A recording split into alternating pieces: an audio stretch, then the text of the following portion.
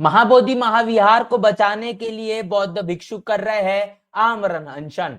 चंद्रशेखर आजाद और आरजेडी का मिला बड़ा समर्थन। जी दोस्तों, आपने बिल्कुल सही सुना। मैं हूं पराग महेंद्र, आप देख रहे हैं नेशनल चौपाल। बीते लंबे समय से महाबोधि महाविहार को बौद्धों के हाथों में सौंपा जाए, इन तमाम मसलों को लेकर बड़े पैमाने पर बौद्ध भिक्षु और बौद्ध अनुयायी उपासक उपासिकाएं बड़े पैमाने पर आंदोलन करते हुए दिखाई दे रहे हैं। लगातार सोशल मीडिया पर वीडियोस वायरल है, किस तरीके से तमाम बौद्ध भिक्षुओं की जो हालत है कितनी ज्यादा नाजुक है। यह अनशन आमरण अनशन है, जहां पर तमाम बौद्ध भिक्षु जिस तरीके से इस बात को लेकर अड़े हुए हैं कि चाहे हमारी जान तक चली जाए, लेकिन इस बार यह आंदोलन किसी भी तरीके से न थमेगा न रुकेगा, लगातार जारी रहेगा, भले ही हमारी जान निकल जाए। क्योंकि ये बौद्ध विरासत जो तथागत गौतम बुद्ध की बौद्ध गया में है, अगर ये महाबोधि महाविहार बौद्धों के हाथों में नहीं आता, मनुवादी जातिवादियों के अगर पास ये पूरी तरीके से कब्जा कर कर चला जाता है, तो आने वाली नस्लें इस बात को बिल्कुल भी याद नहीं रख पाएंगे कि हमारे भी ये बौद्ध विरासत थी। और कहने की इस बौद्ध विरासत को लेकर आने वाली पीढ़ियां ये सवाल जरूर खड़ा करेगी कि जब इन विरासतों को बचाने की जरूरत थी तो हमारे पुरखों ने आखिर क्या किया। ऐसे में इस आंदोलन को लेकर देश और दुनिया से लगातार लोगों का समर्थन है। ऐसे में आपको बता दें कि आजाद समाज पार्टी के नेता और नगीना से सांसद चंद्रशेखर आजाद ने इस मामले को लेकर अपनी प्रतिक्रिया जारी की है। इसके साथ साथ आरजेडी ने भी इस मामले पर अपनी प्रतिक्रिया देते हुए अपना बड़ा समर्थन दर्ज किया है। तो सबसे पहले चंद्रशेखर आजाद ने इस पूरे के पूरे मामले को लेकर क्या कुछ कहा, आइए आपसे साझा करते हैं। चंद्रशेखर आजाद के इस मामले को लेकर यह कहना है, महाबोधि महाविहार केवल एक ऐतिहासिक धरोहर नहीं, बल्कि बौद्ध समाज की आस्था, अस्मिता और अधिकार का प्रतीक है। यह घोर अन्याय है कि भगवान बुद्ध की ज्ञान स्थली आज भी गैर बौद्धों के हस्तक्षेप में जकड़ी हुई है। महाबोधि महाविहार पर बौद्ध भिक्षुनियों का प्राकृतिक और ऐतिहासिक अधिकार है, जिसे छीना नहीं जा सकता। तो यहाँ पर इस बात को लेकर जिस तरीके से चंद्रशेखर आजाद ने अपना बयान साझा किया है कि महाबोधि महाविहार सिर्फ और सिर्फ एक ऐतिहासिक धरोहर नहीं है, तो ये वो जगह है, ये वो पावन भूमि है जहां पर तथागत गौतम बुद्ध को ज्ञान प्राप्ति हुई, ज्ञान स्थली है। और ऐसे ज्ञान स्थली पर गैर बौद्धों का जो हस्तक्षेप है, जिसमें मनुवादी जातिवादी लोगों के जरिए ये पूरी की पूरी विरासत कब्जे में है, जिसको छुड़ाने के लिए यह अनशन जारी है। महाबोधि महाविहार में जो बौद्ध भिक्षु और भिक्षुनी वहां पर मौजूद है, इनका ये प्राकृतिक और ऐतिहासिक अधिकार है, जिसे लगातार छीना जा रहा है, लेकिन इसको छीना बिल्कुल भी नहीं जा सकता। ये प्रतिक्रिया चंद्रशेखर आजाद की है।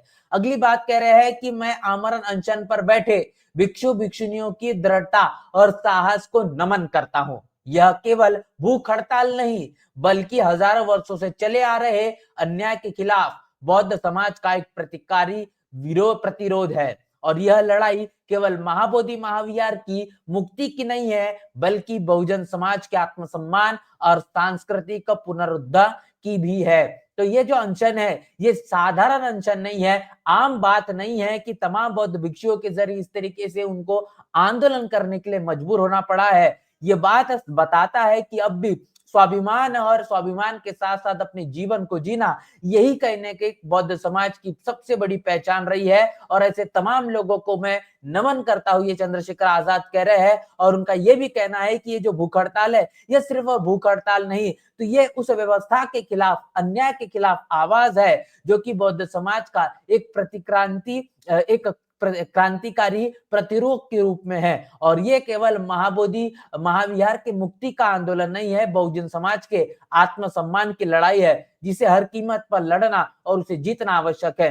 बीटी एक्ट 1949 इस अन्याय का आधार है, जिसे तत्काल रद्द किया जाना चाहिए। यह कानून बौद्धों को उनके ही पवित्र स्थल पर अधिकार से वंचित करता है और गैर बौद्धों को प्रबंधन में बनाए रखता है। यह पूरी तरह से अनुचित और असंवैधानिक है। जहां पर बौद्धों की विरासत में तमाम जातिवादी मनुवादी सोच के रखने वालों का हस्तक्षेप, यह कहने का अन्याय का आधार बीटी एक्ट 1949 के माध्यम से किया गया है, जिसे तत्काल तौर पर रद्द करना चाहिए और ये कानून बौद्धों की उनकी पवित्र स्थल है उस अधिकार से वंचित भी कर रहा है और गैर बौद्धों के जरिए इस तरीके से इस ऐतिहासिक विरासत के प्रबंधन में जबरन तौर पर घुसना ये पूरी तरीके से अनुचित है, जो कि असंवैधानिक बताने का काम चंद्रशेखर आजाद ने किया है। एक बड़ी प्रतिक्रिया आपने सुनी है, इसके साथ साथ ये प्रतिक्रिया यही खत्म नहीं होती है।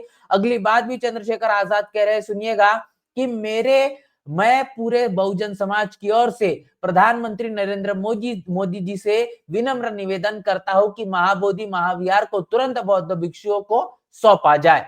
यह न केवल बौद्ध समाज के धार्मिक अधिकार की रक्षा करेगा बल्कि ऐतिहासिक न्याय की भी स्थापित करेगा। यदि इस अन्याय को शीघ्र समाप्त नहीं किया गया तो पूरा बहुजन समाज सड़कों पर उतरकर निर्णायक संघर्ष करेगा। हम अपने अधिकारों की रक्षा के लिए किसी भी स्तर तक जाने को तैयार है। महाबोधि बौद्धों का है और इसे बौद्धों को ही मिलना चाहिए। मैं स्वयं भी जल्द इस आंदोलन में शामिल रहूंगा। तो यहाँ पर जिस तरीके से तमाम बातें चंद्रशेखर आजाद ने की है, प्रधानमंत्री मोदी से एक बड़ी अपील की गई है, विनम्र निवेदन किया गया है कि महाबोधि महाविहार जो है वो बौद्ध भिक्षुओं को सौंपा जाए और क्योंकि अगर ऐसा हो जाता है तो बौद्ध समाज के धार्मिक अधिकार की यहाँ पर रक्षा होगी और इस ऐतिहासिक धरोहर को बचाए रखने के लिए भी बौद्ध भिक्षु और बौद्ध समाज जो है वो कहने का अपनी अहम भूमिका निभाएगा। लेकिन अगर ऐसा नहीं होता है, यह अन्याय इसी तरीके से जारी रहेगा, इसको खत्म करने के लिए बिहार की सरकार हो या फिर केंद्र की सरकार कोई भी संज्ञान नहीं लेगी, तो आने वाले समय में बहुजन समाज सड़कों पर उतरकर एक निर्णायक भूमिका लेगा और एक बड़ा आंदोलन और संघर्ष तैयार करेगा, जिसके कारण सरकारों को अब घुटने टेकना पड़ेगा। महाबोधि जो महाविहार है ये बौद्धों की विरासत है, ये बौद्धों को ही मिलना चाहिए। और आगे चंद्रशेखर आजाद ये कह रहे हैं कि आने वाले समय में मैं जल्द ही इस आंदोलन में अपना सहभाग अपना समर्थन यहाँ पर दूंगा और आंदोलन में मैं भी अपनी मौजूदगी दर्ज करूंगा। तो ये तमाम बातें चंद्रशेखर आजाद के जरिए की गई है। इसके साथ साथ आरजेडी के जो विधायक है सतीश दास, इन्होंने भी अपनी यहाँ पर प्रतिक्रिया साझा करते हुए इस आंदोलन को अपना बड़ा समर्थन दिया है। जिस तरीके से आप तस्वीरों में देख पा रहे हैं कि आरजेडी के विधायक सतीश दास ने भी इस आंदोलन को अपना समर्थन दिया है। यह आंदोलन बिहार की नहीं देश की पहचान बचाने की है, क्योंकि भारत ये बुद्ध का देश है। प्रधानमंत्री मोदी और तमाम इस देश के जो नेता है जब भी विदेशों में जाते हैं लगातार इस बात को दोहराते हुए नजर आते हैं कि भारत जो बुद्ध का देश है और हम बुद्ध के देश से आए हैं। लेकिन उन्हीं बौद्धों की विरासत को निस्नाबूद करने की यहाँ पर जो कोशिश है, कब्जा करने को लेकर मनुवादी जातिवादी लोगों का लंबे समय से साजिश और जो षड्यंत्र जारी है, इसको रोकने के लिए सरकार का किसी भी तरीके से सकारात्मक जो पैतरा या फिर ये पड़ाव जो होना चाहिए कदम उठाता हुआ वो नहीं दिखाई दे रहा। ऐसे में इस विरासत को लेकर बचाव करना अब ये बहुजन समाज की तमाम बौद्ध समाज की ये नैतिक जिम्मेदारी है। तस्वीरों में आप देखिए कि किस तरीके से यहाँ पर ये बड़ा समर्थन है और बड़े पैमाने पर लोगों का यहाँ पर जमावड़ा भी है। पूरे देश और दुनिया से इस आंदोलन को लेकर लोगों का समर्थन जारी है। तस्वीरों में आप देखिए किस तरीके से हालात हो चुके हैं, बौद्ध भिक्षु लगातार बेहोश हो रहे हैं। इतना ही नहीं तो उनकी हालत अब काफी ज्यादा नाजुक और गंभीर बताई जा रही है। इसी तरीके से अगर ये सिलसिला चलता रहा, बौद्ध भिक्षुओं को अगर यहाँ पर अपनी जान से उन्हें अगर हाथ धोना पड़ा है, क्या नीतीश कुमार की सरकार और देश में चलने वाली भारतीय जनता पार्टी की सरकार इस पर कोई जवाबदेह होगी? आखिर इसका जिम्मेदार कौन होगा, ये बड़ा सवाल है। इस पूरे के पूरे मामले को लेकर बहुजन समाज को सजग होना पड़ेगा, सावधान होना पड़ेगा। ये विरासत अगर बहुजन समाज की है तो बहुजन समाज ने ही अपने विरासत को बचाने के लिए सड़कों पर आंदोलन करना या फिर कहेंगे न्यायिक तौर पर लड़ाई लड़ने के लिए अब मैदान में उतरना होगा। इसके अलावा आप कोई पर्याय बचा नहीं। पूरे के पूरे मसले को लेकर आपकी राय क्या है, प्रतिक्रिया क्या है, लिखकर हमें कमेंट बॉक्स में जरूर बताएं। बन्ने नेशनल चौपाल के साथ मिलते हैं वीडियो में, तब तक के लिए जय भीम जय भारत।